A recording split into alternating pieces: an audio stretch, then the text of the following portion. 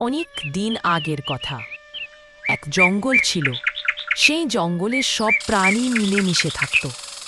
সেই জঙ্গলে এক শক্তিশালী সিংহ থাকত, যে ছিল জঙ্গলের রাজা। জঙ্গলে এক শেয়ালও থাকত, যে ছিল খুব চালাক ও বুদ্ধিমান। শেয়ালের মনে সবসময় ছিল জঙ্গলের রাজা হওয়ার ইচ্ছা। সে কোনো না কোনোভাবে সিংহই জায়গায় জঙ্গলের রাজা হতে চায়। সে বহুবার চেষ্টা করেছিল, কিন্তু প্রতিবারই ব্যর্থ হয়েছিল। একবার চালাক শিয়াল ভাবল, কেন না জঙ্গলে নির্বাচন করানো হোক। এই অজুহাতে হয়তো তার রাজা হওয়ার সুযোগ মিলতে পারে। শিয়াল প্রথমে হাতির কাছে গেল এবং বলল, হাতি মহারাজ, আপনি তো এই জঙ্গলের সবচেয়ে শক্তিশালী প্রাণী, কিন্তু আপনার জায়গায় কেন সিংহকে জঙ্গলের রাজা করা হয়েছে? এই জঙ্গলের রাজা তো আপনাকে হওয়া উচিত। হাতি শিয়ালের কথায় যুক্তি মনে হলো। হাতি বলল, ওটা সব ঠিক আছে, কিন্তু আমি জঙ্গলের রাজা হব কিভাবে? জঙ্গলের রাজা তো সিংহ। শিয়াল সাথে সাথে উত্তর দিল, হাতি মহারাজ, এইবার জঙ্গলে নির্বাচন করা যাক। যাকে সবচেয়ে বেশি ভোট পড়বে সেই জঙ্গলের রাজা হবে। হাতি শেয়ালের কথায় রাজি হয়ে গেল এবং জঙ্গলে নির্বাচন করাতে প্রস্তুত হল। হাতির পর শেয়াল জিরাফের কাছে গেল এবং বলল, জিরাফ ভাই, এই জঙ্গলে তুমি সবচেয়ে লম্বা প্রাণী, তাহলে কেন সিংহ জঙ্গলের রাজা? জিরাফও শেয়ালের কথায় রাজি হয়ে গেল এবং জিরাফের মনেও রাজা হওয়ার ইচ্ছে জেগে উঠল। এরপর শেয়াল চিতার কাছে গেলে এবং বলল, চিতা ভাই, তুমি তো এই জঙ্গলের সবচেয়ে দ্রুত দৌড়ানো প্রাণী, তাহলে কেন সিংহ জঙ্গলের রাজা?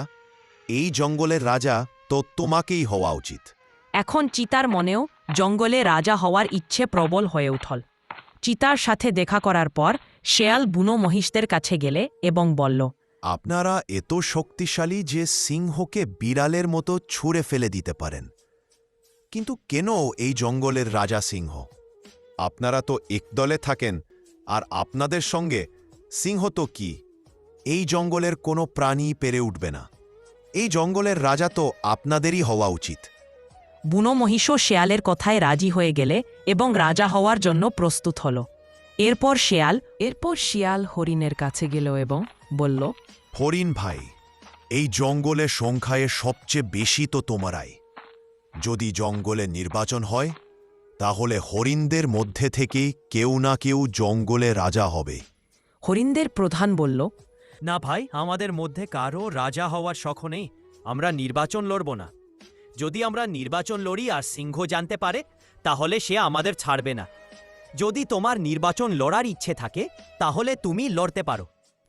শেয়ালের তো মনে হলো তার মনের কথায় তারা বলে দিল। সে তো এইটাই চাইত। শেয়াল বলল, যদি তোমরা আমাকে ভোট দাও, তাহলে আমিও নির্বাচন লড়তে পারি। হরিণ শেয়ালকে ভোট দেওয়ার প্রতিশ্রুতি দিল।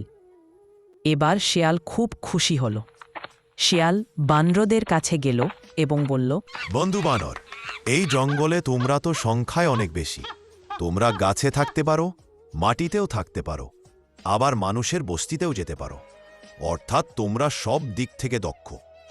জঙ্গলের রাজা তো এমন কাউকে হওয়া উচিত যে সব দিক থেকে গুণবান। বানররা বলল, আমাদের মধ্যে কারোর রাজা হওয়ার শখ নেই। যদি তোমার নির্বাচন লড়ার ইচ্ছে থাকে, তাহলে আমরা তোমাকেই ভোট দেব। বানরদের কথা শুনে শেয়াল খুব খুশি হল এবং সে জঙ্গলের সব প্রাণীর সঙ্গে মিলে নির্বাচন লড়ে নতুন রাজা নিয়োগ করার জন্য সবাইকে প্রস্তুত করল। জঙ্গলের সব প্রাণী একত্র হল এবং সিংহের কাছে গিয়ে জঙ্গলে নির্বাচন করানোর কথা বলল। প্রথমে সিংহে রেগে গেল, কিন্তু সব প্রাণীর একসাথে নির্বাচনের অনুরোধে সে রাজি হল। ঠিক তখনই শিকারীরা জঙ্গলের প্রাণীদের ঘিরে ফেল। সব প্রাণী সিংহেকে বলল, মহারাজ, আমাদের বাঁচান। সিংহে বলল, এখন আমি আর এই জঙ্গলের রাজা নয়। তোমাদের মধ্যে যেই রাজা হতে চায়, সেই যাক শিকারীদের মোকাবিলা করুক এবং প্রাণীদের রক্ষা করুক। শিকারীদের সঙ্গে লড়াই করার জন্য জঙ্গলের কোনো প্রাণীই প্রস্তুত হল না। জিরাফ, হাতি, গোন্দার, চিতা আর শেয়াল, তোমরা সবাই তো রাজা হতে চাইছো, তাহলে তোমাদেরই এদের মোকাবিলা করতে হবে। এ কথা শুনে সব প্রাণী বলল, তাদের মধ্যে এত শক্তি ও সাহস নেই। সব প্রাণীর অনুরোধে সিংহ শিকারীদের সঙ্গে গিয়ে লড়াই করল। সিংহ আক্রমণে ভয় পেয়ে সব শিকারী পালিয়ে গেল। এবার জঙ্গলে সব প্রাণী বুঝল কেন সিংহকে জঙ্গলের রাজা বলা হয়। সব প্রাণী তাদের ভুলের জন্য অনুতপ্ত হল।